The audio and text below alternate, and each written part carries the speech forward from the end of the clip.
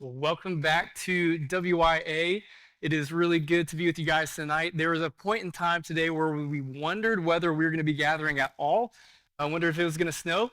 Would have been neat if that happened, but I'm glad that in some ways it didn't because you all showed up. So really appreciate you guys being here tonight. Also, I figure I'd just say my name is Jonathan. If we have not met, typically I think, I don't need to share who I am, but I realized last week when we had our worship night, we had 115 people here, and at least 30 of the people who showed up had never been here on a Sunday night. So if you were here last week and you came back, we're really grateful you're here, or if tonight's your first time, thank you for showing up. If you're wondering, what is WYA? Why do you do this? What is it all about? This is really, we created this a year and a half ago because we wanted to have a place where people from throughout the CSRA could just have a place of community.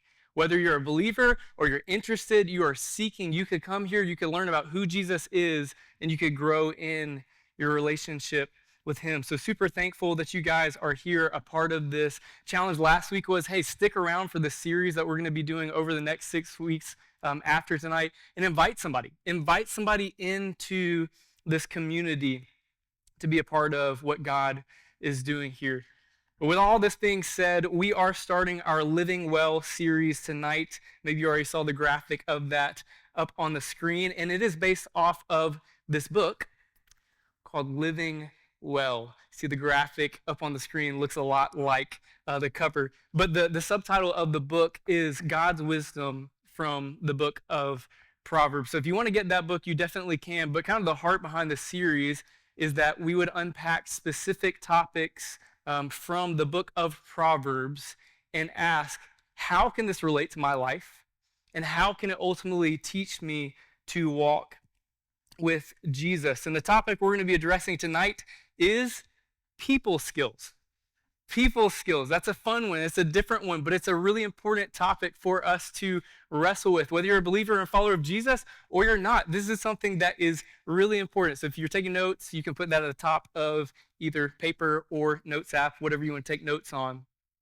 But before I go any further, I want to ask, how many of you have seen the movie Napoleon Dynamite, just by a show of hands? Okay, most of you. If you haven't, it's a fun movie. It's kind of a classic. I would suggest that you watch it. But for those of you who haven't seen it, there is a scene where the main character, Napoleon, and his friend Pedro, they are talking about relating to girls. Maybe you remember the scene if you've seen it. They're ultimately trying to get a date to the high school dance, and Napoleon tries to coach Pedro on how to get a date by giving him some really important advice. And I'll read this quote. He says, "Girls like guys with skills, like nunchuck skills, computer hacking skills." So he gives them some really interesting advice. And you'll see that Napoleon, he actually does have some skills of his own in the movie. He goes to the talent show and he dances, and it's incredible. It's fun. Maybe you remember that. But he doesn't have the people skills.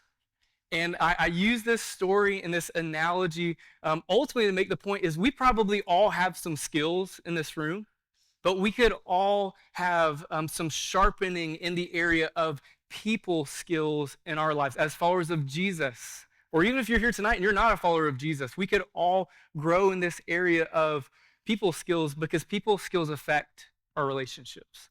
And if we want to live well, we want to know how we can relate and communicate with other people. The reality is that God made us to be in relationship with other people. That's not just romantically, that is communally. We see this in the very beginning of Scripture in Genesis 2:18. It says, God spoke and he said, "It is not good that man should be alone." So he's looking out on creation. Adam had already been made and he doesn't have a companion, a partner, someone to live with, to laugh with.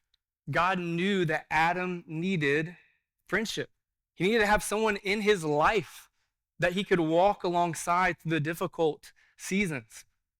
In the New Testament, we see other passages. Hebrews chapter 10 just talks about the importance of gathering, not neglecting. It's talking about the church body, how we need one another so we can encourage one another. It says specifically to love and good works. So we have an Old Testament, a New Testament, and then experientially, I can just say in my life, I'll tell you, I know that I need friendships.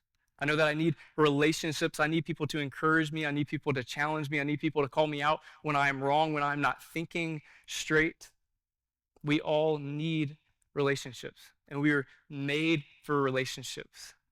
But here's the thing, just because we know we need them, and just because we know that we were made for relationships, doesn't mean that we're going to be any good at relationships. All kinds of relationships fail. You know that. You look at your life, and maybe you come here tonight and you have some broken relationships. You have some relationships that are kind of on the verge of breaking. Those friendships, people you've known your whole life, people recently from this season, maybe it's people you work with, maybe you've seen marriages fall apart. But the point is, for us heading into this next year and really over the course of our lives, our relationships don't have to fall apart. Our relationships don't have to struggle. And so my hope and prayer is for us after this series, like this would transform our lives. This would transform our relationships. This would transform the way we look at other people's relationships. And maybe, just maybe, it would keep us from making some bad decisions heading into this upcoming year. That we'd learn from God's wisdom, his truth, and we wouldn't do things that maybe we did in the past, in the year of 2025. And so we're going to look specifically at Proverbs and just different passages over the next few weeks. But tonight, we're going to talk about 5 key ingredients to having healthy relationships, and really specifically to living well this year. And so the first ingredient is carefully selecting friends. Carefully selecting friends. I would say this is arguably one of the most important things that we'll ever do in our life, and I don't think that's a overstatement. Maybe that's helpful. We got a lot of light in here. Is ultimately who we choose to be our friends, because who we choose to spend our time with will ultimately shape us for better or for worse. Proverbs puts it this way.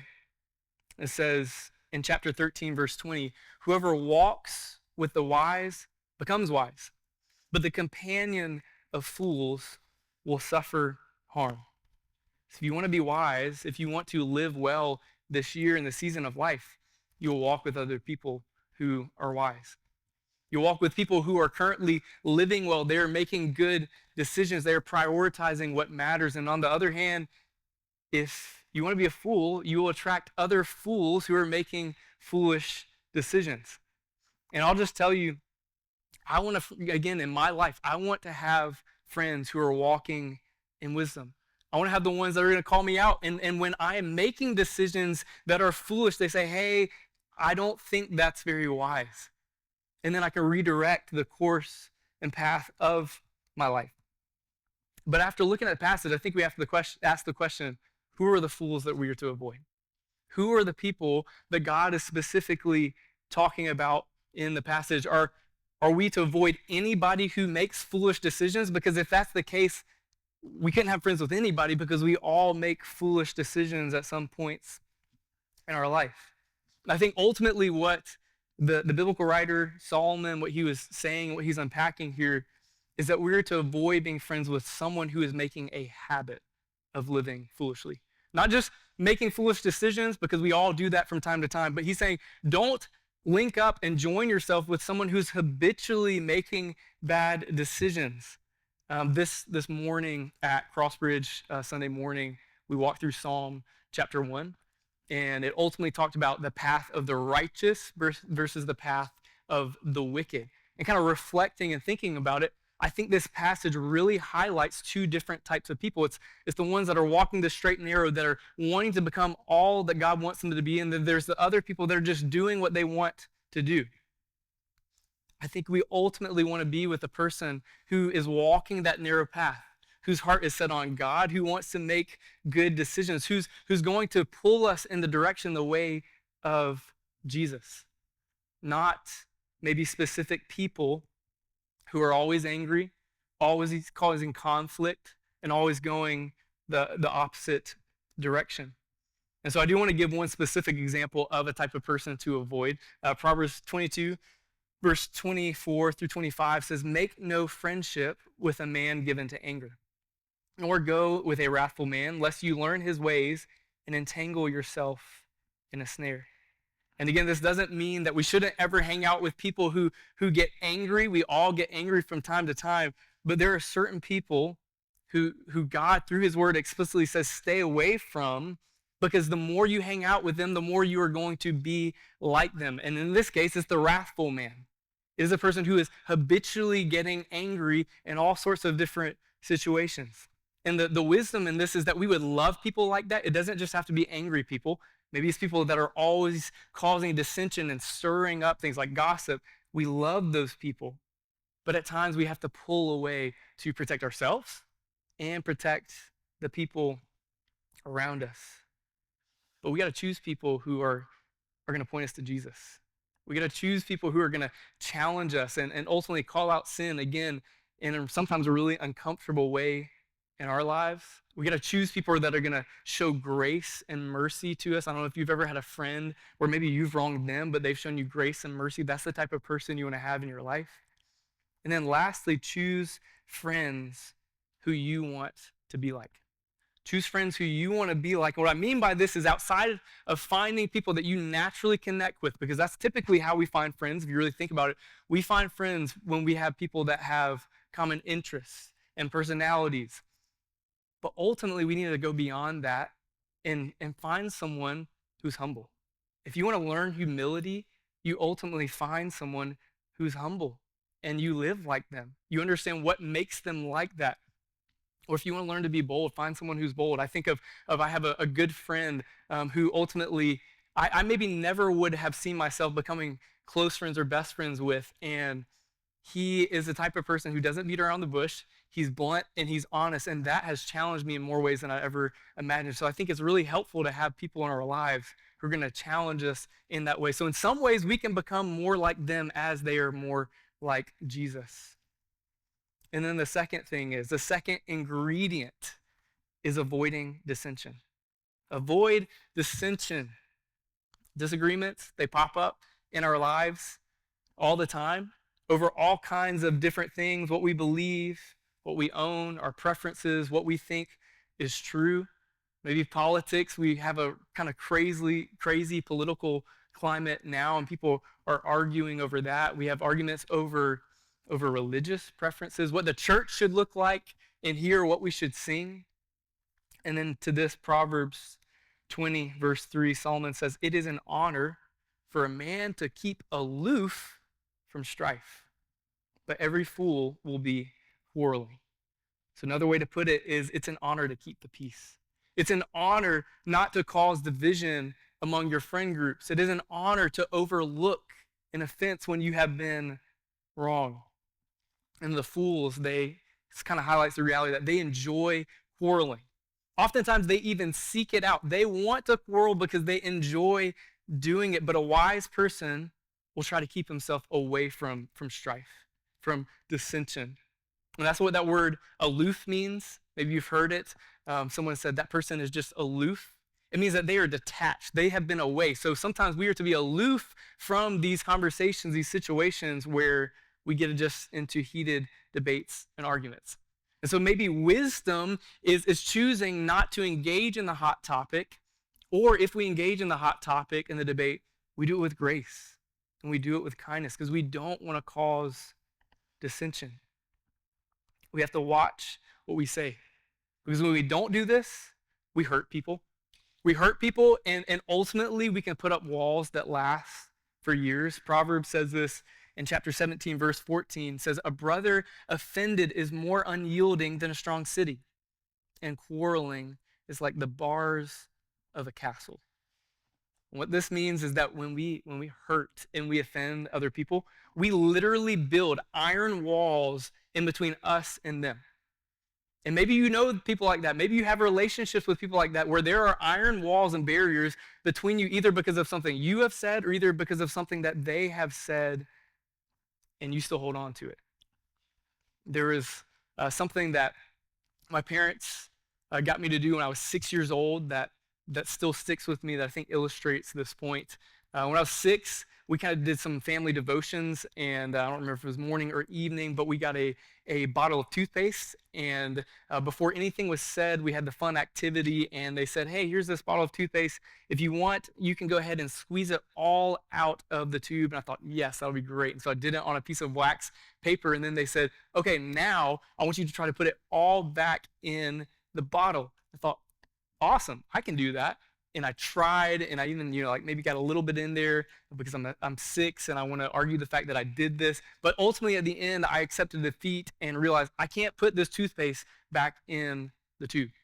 And they drove home the point, the reality that our words, once they've come out, they have a lasting impact on others.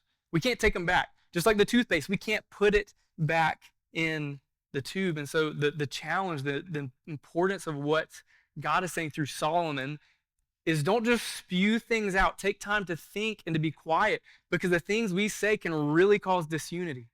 And so maybe that's an encouragement this week, is that we would really pause before we speak. And then thirdly, this is kind of associated and connected to the last thing we just said, is controlling our emotions. The third ingredient is controlling our emotions. If we want to be people who are healthy and live well in relationship with other people, we've got to control what is going on inside of us. If you've seen the movie Inside Out, I believe that is one of the best Pixar movies of all time. Anybody seen it, just by a show of hands? Okay, great. There's 2 of them. They're both pretty good. I think the first one's better, just my opinion. But it's ultimately about controlling emotions. The main character, Riley, she's 11 years old. She has all these things swirling on inside of her: sadness, anger, fear, disgust. She's told ultimately that she's going to have to move to a new city. That happens, and she doesn't know how to handle her emotions. She crashes out with her parents, and then she ultimately is like, I'm going to leave, and I'm just going to get on a bus, and I'm going to move to a new city, and everything is going to be better. And she did all this because she didn't know how to handle her emotions. And I bring this story up to say, because she is 11 years old, she didn't know how to handle her emotions, and sometimes we as adults don't know how to handle our emotions. Sometimes we can act just like the 11-year-old, and all that's going on within us, either it comes out or we just shut down because we don't know what to do with it. So one challenge and encouragement for us is that we would practice emotional regulation. Maybe you've heard that word before, but emotional regulation. I'm going to get you to say it with me. It's just 2 words. 3, 2, 1. Emotional regulation. That was pretty good. But what is it? What is emotional regulation? Glad you asked. Emotional regulation is the ability to recognize, manage, and respond to emotions in a healthy and constructive way, rather than being overwhelmed or acting impulsively. So another way to put that is emotional regulation is learning to respond to your emotions, my emotions, rightly. It's not suppressing them, just pressing them down and ignoring that they are there, but it's taking a moment to take a deep breath and really tell yourself, I see that all this is going on within me, but it's going to be okay. You're not ignoring it, you are acknowledging it. And then as a believer, I think we can take a step further. As a believer, we pray about that. I'd say that's kind of how I think this plays out in my own life, is maybe as I'm anxious and there are things that are going on in my mind and my heart, I take this and I surrender to the Lord. I say, I'm frustrated. All these things are going on. I can't control this. But Lord, I bring this to you and I surrender this to you so that, God, you can control the outcome of the situation. So that I don't respond in anger. So I don't let my emotions control me in that moment. And then there's a proverb here, chapter 15, verse 18, that speaks about this again. When anger comes out, it says, a hot-tempered man stirs up strife, but he who is slow to anger quiets contention. When we control our emotions, we keep strife out of relationships. And we bring peace in, because that's the goal. We want to have good relationships. We want to live well. We want to have peace. And we control our emotions. We do that. And then more than that, Proverbs talks about how not only do we have peace in our lives, we can have peace with other people. Proverbs 16:7 says, when a man's ways please the Lord, he makes even his enemies to be at peace with him. And so in the book, there's a really cool story. Dr. Mosley was the one who wrote the book. It's actually one of my professors. But he talks about how he knew a professor who ultimately got hired at a university to teach philosophy. And there were a lot of liberal theologians or professors there. And he received a lot of pushback as he is on the way in at this university. And for years, he struggled because the professors did not agree with what he taught or what he believed. But at the end of the day, when this man passed away, he ultimately ended up passing away of cancer at 63 years old. Dr. Mosley went to the funeral and he sat down and he was blown away by what all these other professors and all these other people had to say about his friend. His name was Russ. Because Russ, over the course of the time of being at this university, he loved people. He didn't stir up strife. He didn't stir up division. He had different ideas and different beliefs, but he didn't allow that to affect the way that he loved the people that were there. There's stories of how he would go to the hospital and he would care for people. He treated them the same, even though they had very different beliefs. So at the end of the day, when Dr. Mosley's sitting there and he's hearing all the stories of how much this professor had an impact on many other professors who were not believers, he's blown away that he could ultimately be friends with someone. He could have peace with these other people, even though they have very different ways of thinking. But it was because he didn't stir up strife. It was because he didn't stir up division. I think the hope and prayer is that we would do the same. We'd be at peace with other people, and we wouldn't cause dissension. And fourthly, fourth ingredient is learning communication. Learning communication. So people who are going to have good relationships, we know we got to be able to communicate. That's in our friendships, that's in a dating relationship, in marriage. It is crucial for any relationship. And just three ingredients within that, if we're going to have good communication, is we have to be sensitive, we have to be self-controlled, and sometimes we got to be silent. So the first one, Proverbs 27:14 says, whoever blesses his neighbor with a loud voice rising early in the morning will be counted as cursing. I love this because it is really practical. The proverb is, don't be too loud in the morning, because sometimes if you're too loud, your nice thing, at least what you think is a nice thing coming out from your mouth, is ultimately viewed as a curse from the person who receives it. Because they were not ready, they were not able to receive it yet. Sometimes, how many people in here are morning people? Any? Okay. Which means the other half of you are not.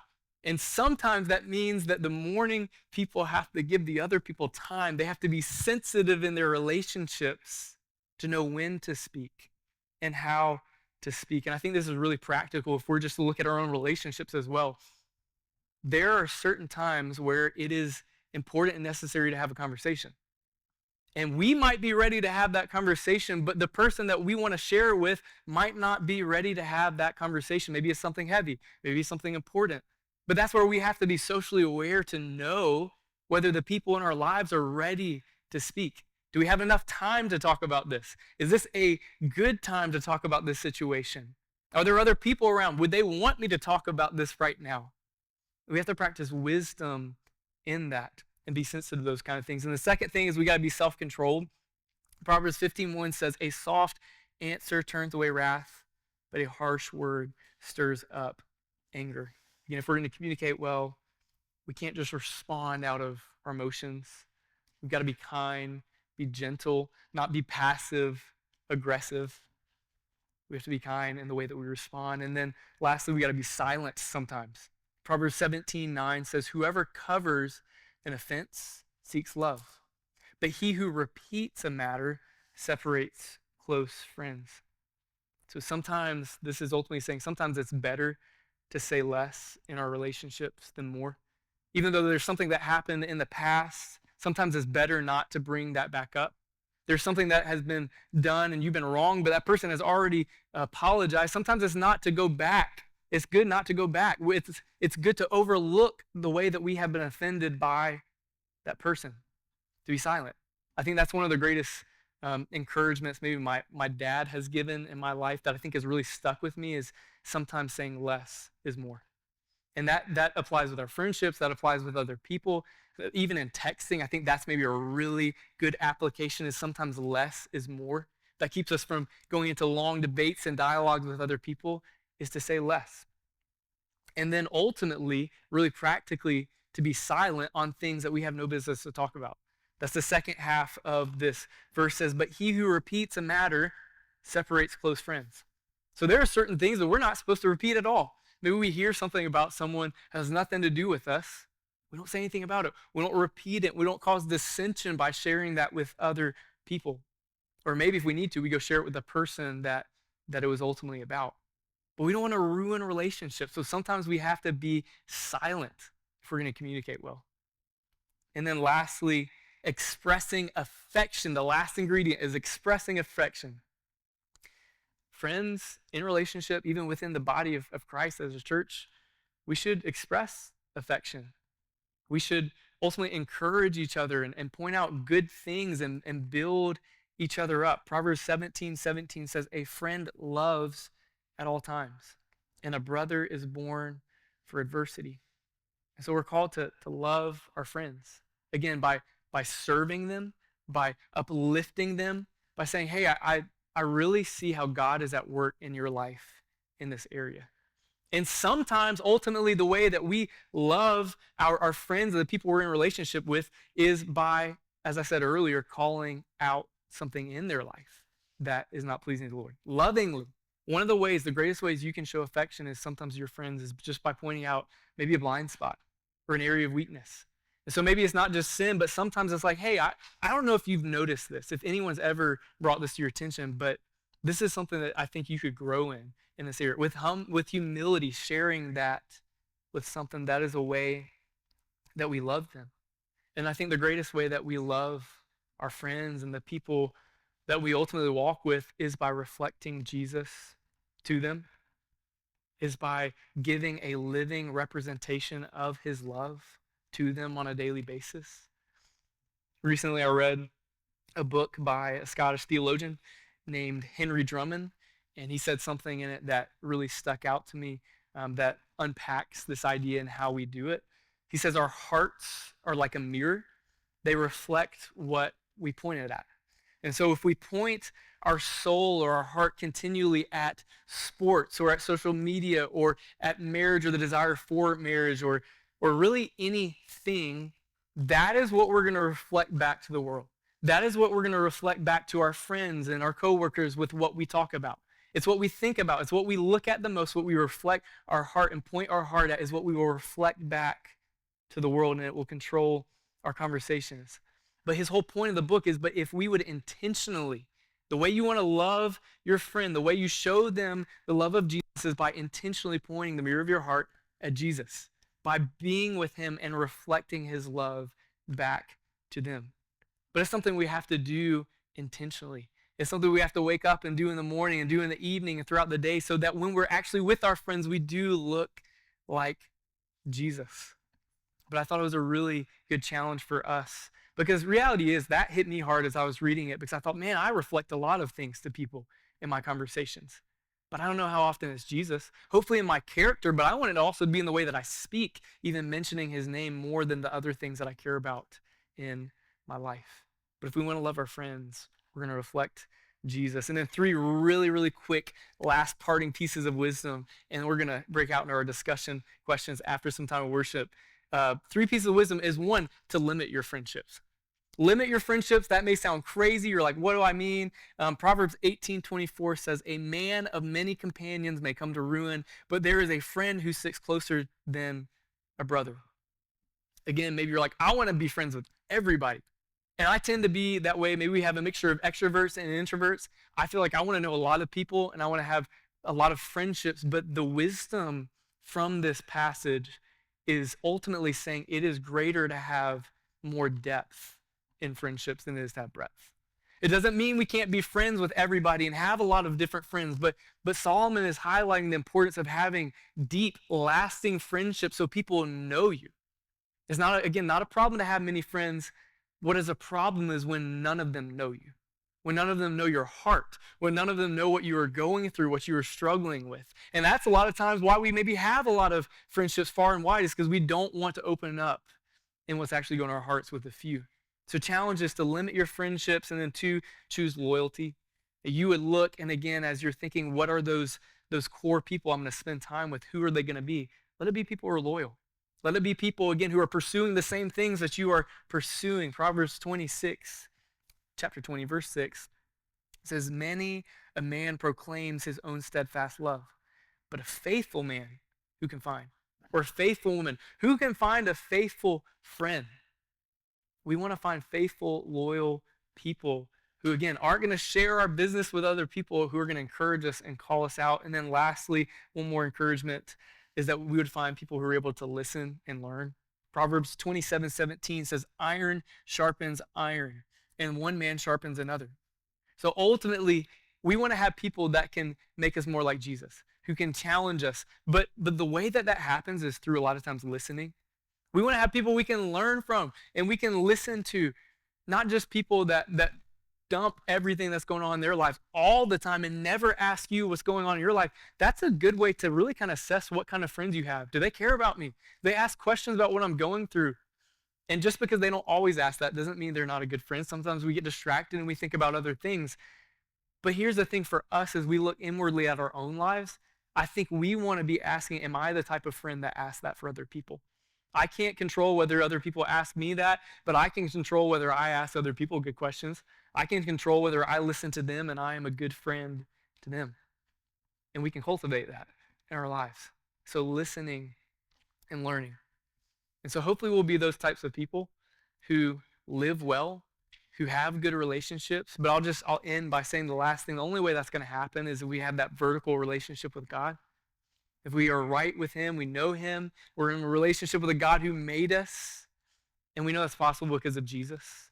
He came and he lived the life we couldn't live and died the death we should have had to die on the cross for our sin so we could be forgiven and we could be in relationship with God. But all of our relationships are going to be dependent upon us having been surrendered to the Lord. And so maybe that's just the encouragement and the prayer and challenge to you is you would be fully surrendered in your relationship with the Lord this year so you can be fully surrendered to having your relationships with other people be the way that he wants them to be.